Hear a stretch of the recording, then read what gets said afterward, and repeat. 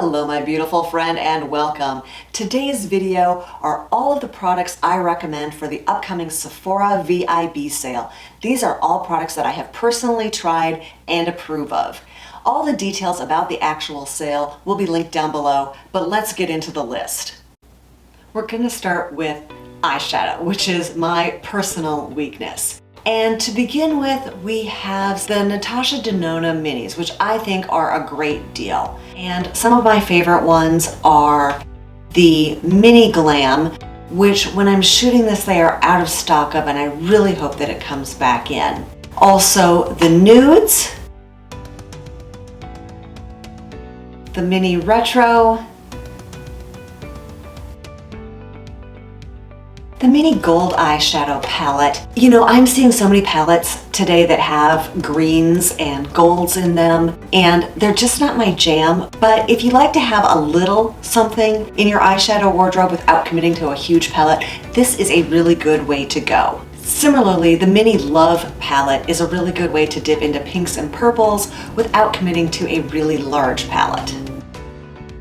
I've been surprised by how much I like and use the NATASHA DENONA GLAM palette. This is kind of her mid-size palette. It's the $65 palette, not the $129 palette. It is definitely a cool palette, and I have found it to be very versatile. Another palette that I was pleasantly surprised with is the Patrick Ta Major Dimensions palette. The mattes in this are really, really wonderful. They go on beautifully. They blend like a dream. I'm a little disappointed in the shimmers. A few of mine I feel like have dried out and they're just a little bit harder to work with these days. I feel like we can't have a VIB sale without talking about Pat McGrath and her Mothership palettes.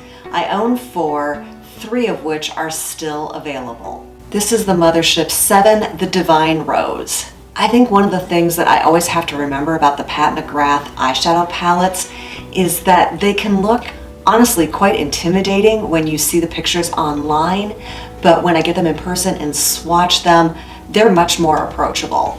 I recently picked up the first one, the Mothership 1 Sublime palette, and here's a really good example of where it looks incredibly dark, but I have found it to be very friendly to use. And we also have HUETOPIAN Dream, which is the Mothership 9. I will admit that peach is kind of a challenge. That lavender in the far right and the shade next to it are absolutely stunning in person. VOSS is one of those brands that I don't think gets the coverage that it should. Their eyeshadows are wonderful. They come out with very creative palettes. It is a really great way to try VOSS if you've never tried their stuff before.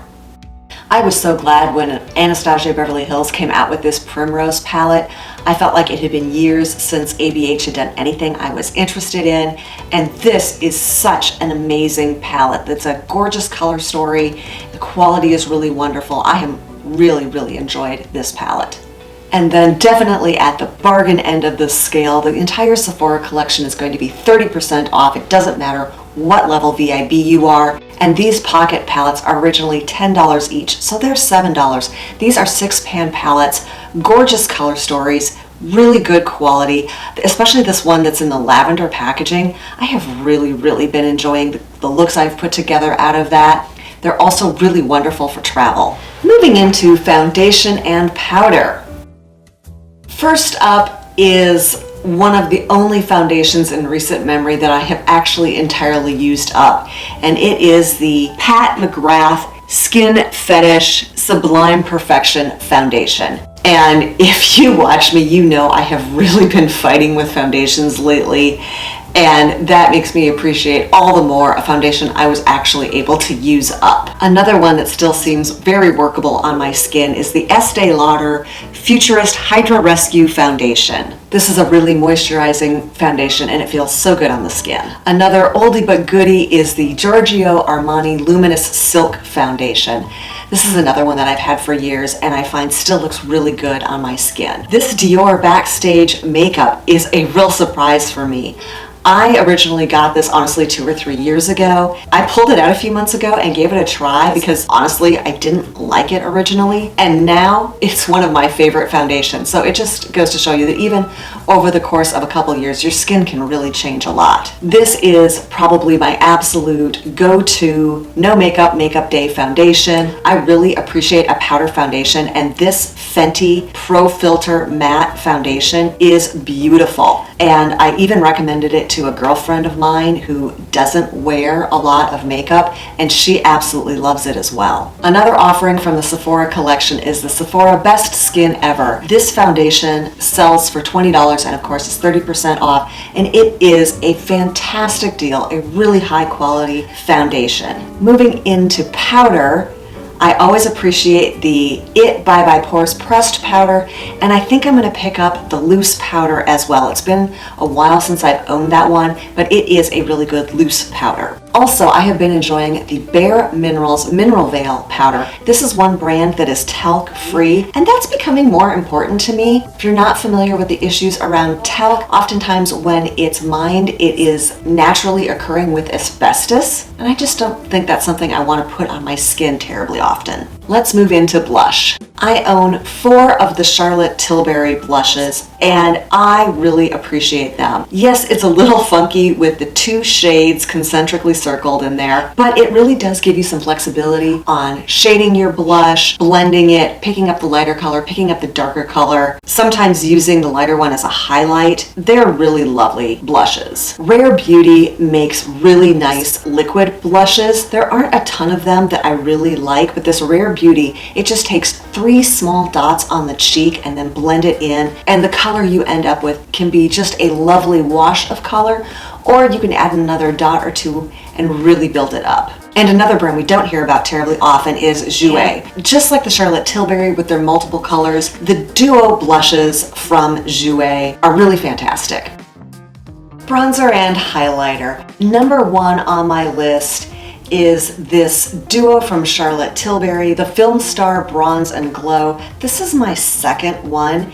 As you can see, I hit pan a long time ago, and it is almost time for me to buy a new one. I don't think this is going to make it until the fall VIB event. For bronzer, I find myself mourning the demise of the Marc Jacobs brand because those huge Omega bronzers are my go-to bronzers in the summer. I'm not sure what I'm going to be replacing that with, but in the winter time, I really like the Hula Light from Benefit. I like that there are different shades, and some of them are extremely light, so if you're more fair-skinned, you can still get a little color without overdoing it. For highlighter, the Fenty Beauty Kilowatt highlighters are really beautiful highlighters. The Becca highlighters live on from Smashbox. So if those are your go-to, and honestly to me, they're kind of like some of the OG highlighters, you can still pick them up. They're just under the Smashbox and Becca names now. Lips.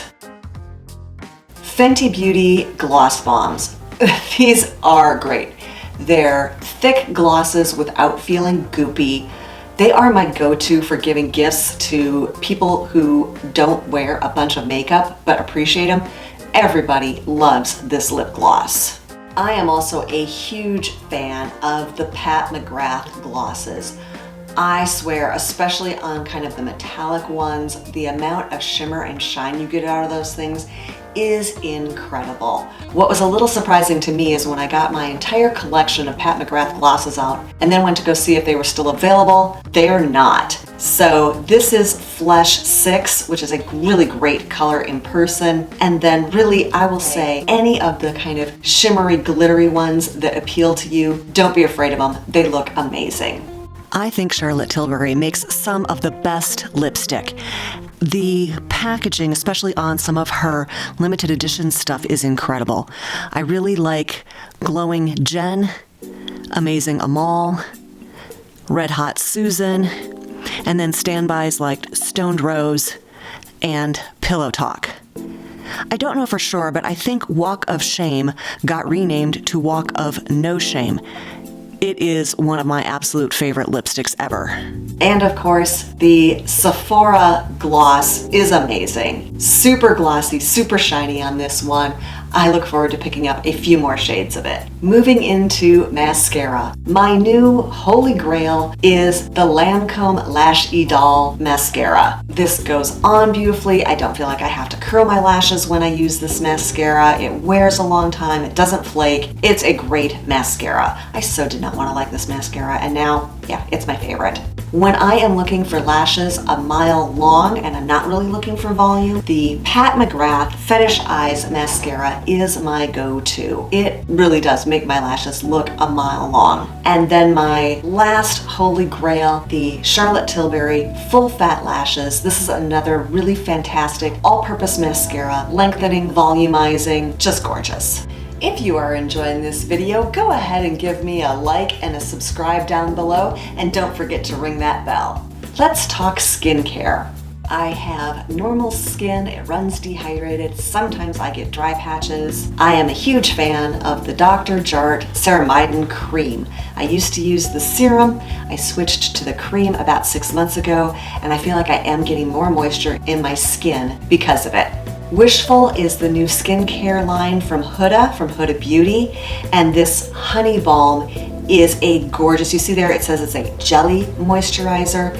It is so hydrating and feels just like a dream going on the skin. Origin's Drink Up Intensive Overnight Hydrating Mask with avocado and Swiss glacier water. I don't actually use this overnight, but just having it on your skin for 10 or 15 minutes really does give it a lot of moisture. This is one of my new favorites, the Ole Henriksen Strength Trainer Peptide Boost Moisturizer. It is a very thick moisturizer, but it blends in really well. I find it a great last step before sunscreen and makeup. This product has been around for a while. It is Dr. Andrew Weil's For Origins Mega Mushroom Relief and Resilience Soothing Treatment Lotion. Now, it's a misnomer to say that this is a lotion. It's actually more of an essence. It's very liquidy. I don't know if The Ordinary is going to be included in the sale. A couple of products that I absolutely love from The Ordinary are the Lactic Acid 10%, HA 2%. This is something I use almost every morning. And the Marine Hyaluronics. This is a combination of hyaluronic acids and marine algae. This is something I got in a subscription box, the Pharmacy Honey Grail Face Oil. Oh, I love this face oil, so moisturizing, especially in the winter time. Another one that I also got in a subscription box that really rivals the Pharmacy is the Youth to the People Superberry Hydrate and Glow Dream Oil. Again, all kinds of wonderful ingredients, antioxidants, gives your skin lots of moisture. Let's talk hair. And we'll start with the big guns, the most expensive items. I love my Dyson hair dryer. I've had it for years. I actually timed it. I had a salon quality hair dryer previously that would take me 6 minutes to dry my hair, and with the Dyson I can get it done in 4. And of course the Dyson Airwrap. If you can afford this, and if you have, I would say, longer than shoulder length hair, I think it is so worth it. I am completely loving mine. If your hair is my length or longer, I can highly recommend the extended barrels. The 1.2 or the 1.6 inch diameter. I actually use both, using the smaller barrel around the back of my head and the larger to frame my face. Let's be honest, Orbe is just a stupid expensive brand, but oh my gosh, do they make wonderful products.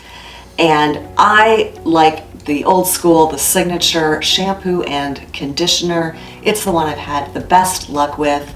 It leaves my hair so shiny and manageable. I've also been enjoying from Amika the Bond Repair shampoo and conditioner. My hair is colored. We're moving into the time of the year where it's going to get really blonde, and so once a week I like giving it some repair, kind of like Olaplex at a much more reasonable price point. And one of my absolute favorite dry shampoos is the Amika Perk Up.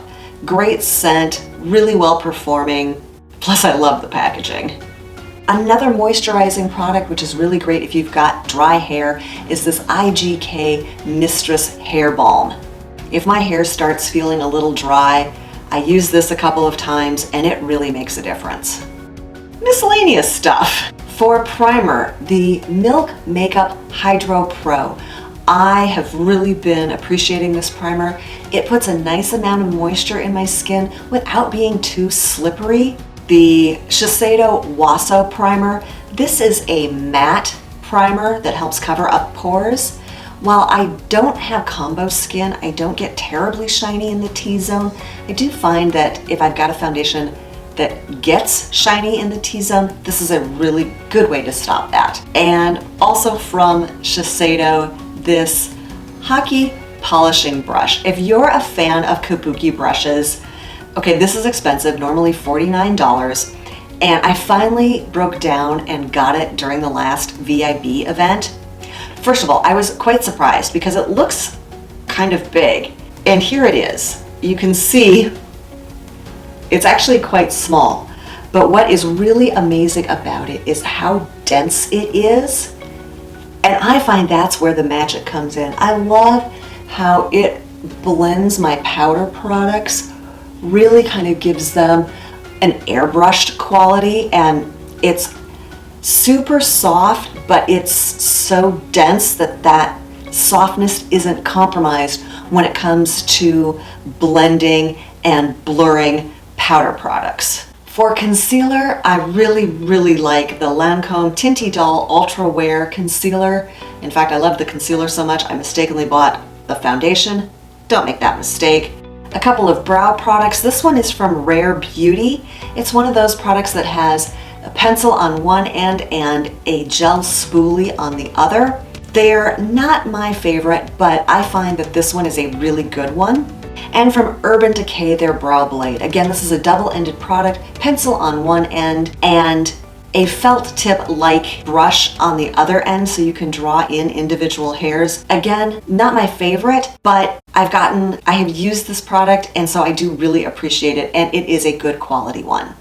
If you enjoyed this video, there's another one right here that I think you'll enjoy, and in just a moment it will be linked on the end screen, plus a playlist of all of my foundation reviews. Many of the products that I have recommended in this video I have done full reviews on. You can just search on my channel to find them. Thank you so much for joining me, and have a fantastic day.